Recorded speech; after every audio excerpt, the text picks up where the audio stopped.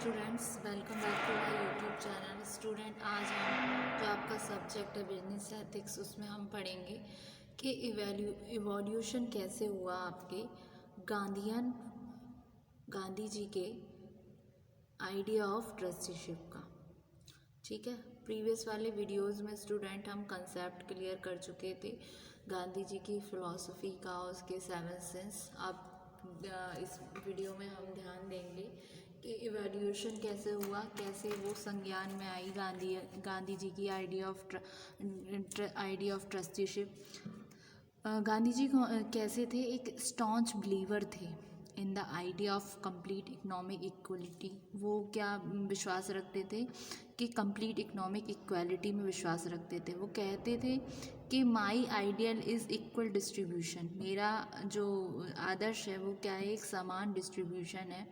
But so for as I can see it, it is not to be realized. I therefore work for equitable distribution. तो कहते हैं जितना दूर मैं देख सकता हूँ उसमें मैं देखता हूँ, ये रियलाइज़ करता हूँ कि वर्क फॉर इक्विटेबल डिस्ट्रीब्यूशन होना चाहिए। ये किस तरीके से हो सका achieve? By disposing the wealthy. तो ये ऑब्वियसली फिट होता है गांधीयन के एथॉस में, ट्रुथ एंड नॉन वायलेंस। तो इसलिए वो कहते थे टू डू दिस, यानी कि डिस्पोजिशन, कि हमको एक नेचुरली रिजॉर्ट करना चाहिए वायलेंस को, वायलेंट एक्शन को। किसी भी तरीके से सोसाइटी को लाभ नहीं हो सकता। तो इवोल्यूशन में he was a staunch believer in the idea of complete economic equality. He said, my idea is equal distribution, but so far as I can see it, it is not to be realized. I therefore work for equitable distribution. ये कौन बोल रहे हैं? ये है according to Gandhi ji. Gandhi ji ने क्या बोला उस बारे में। जहाँ आई आ रहा है ना, ही सैड माई आइडिया, जैसे कि I there for work for equitable distribution, ये सारा हो रहा है गांधी जी के लिए। गांधी जी ने ये कथन बोला था कि how could this be achieved by dispossessing the wealthy. ठीक है, it could not obviously fit in the Gandhian ethos of truth and non-violence। ठीक है, जो ये था, एक रियल डेमिना निकल कर आया कि क्या नॉन वायलेंस है, क्या है। तो वो बोलते हैं एक मॉरल रिवॉल्यूशन हुआ कि एक change of heart among the rich, के एक जो रिच पीपल हैं उनमें भी चेंज ऑफ हार्ट हो सकता है। तो उसके दो पर्सपेक्टिव निकल कर आए थे। एक तो थे आपके माइक्रो पर्सपेक्टिव, एक थे आपकी मैक्रो पर्सपेक्टिव। तो दो पर्सपेक्टिव थे, तो उन पर्सपेक्टिव को हम डिस्कस करेंगे। तो सबसे पहले आता है आपका मैक्रो पर्सपेक्टिव। माइक्रो पर्सपेक्टिव क्या बोलता है? मैक्रो पर्सपेक्टिव जो कॉन्सेप्ट है आपके प्रॉपर्टी का कॉम्प्रोमाइजिंग करने के लिए प्रोडक्टिव एसेट्स, और ये क्या एक सेंट्रल है कैपिटलिज्म का। तो the concept of property compromising productive assets is central to capitalism, socialism,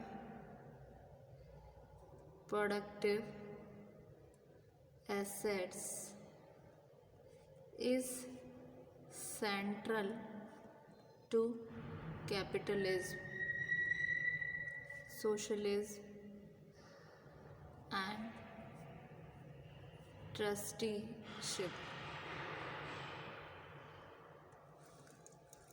इसमें आपके इस कॉन्सेप्ट में 3 एलिमेंट आते हैं आपके कॉन्सेप्ट ऑफ प्रॉपर्टी में, जो कि ओनरशिप, इसका मैनेजमेंट और रिवॉर्ड्स फॉर ओनरशिप.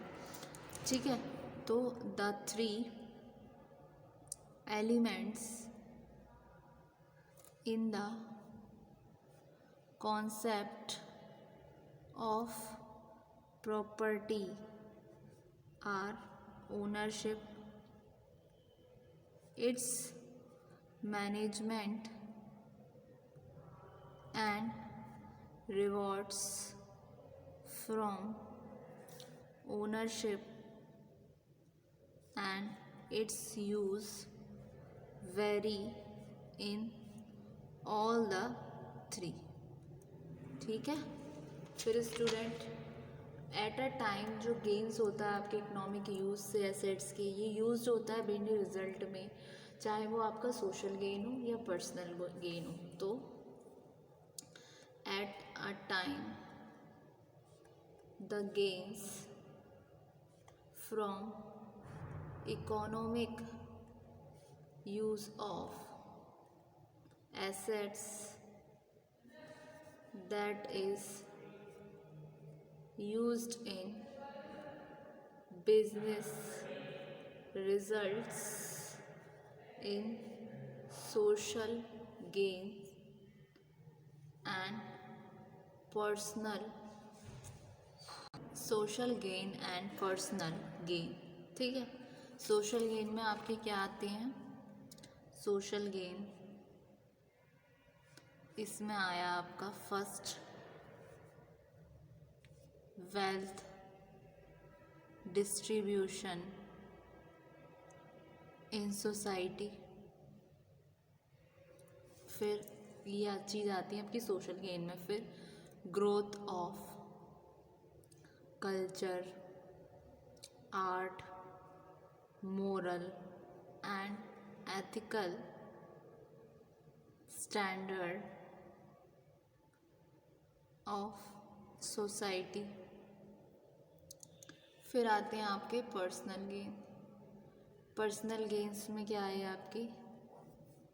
वेल्थ, ये अपने खुद के गेन हैं, वेल्थ और आपके मोरल स्पिरिचुअल ग्रोथ. ठीक है, एट अ टाइम जब गेन्स हो आपके इकोनॉमिक यूज़ करने पर एसेट्स को, तो ये यूज़ होता है बिजनेस रिजल्ट में या फिर social gain and personal gain. Social gain में कैसे होगा? एक वेल्थ डिस्ट्रीब्यूशन होगा सोसाइटी में. ठीक है, उसके अलावा ग्रोथ होगा आपके कल्चर, आर्ट का, मोरल का, एथिकल स्टैंडर्ड्स का सोसाइटी के. उसके अलावा पर्सनल गेन्स में वेल्थ और मोरल स्पिरिचुअल ग्रोथ. हिस्ट्री में जो सिविलाइजेशन है वो लेजर थी बिटवीन वेल्थ एंड एथिक्स, और लेस क्लास कॉन्फ्लिक्ट्स थे, और ये सर्वाइव्ड हुए लॉन्ग. ट्रस्टीशिप क्या है? एक फ्रीडम है ओनरशिप का of property in the hands of community and the state, but as the trustee of the masses. तो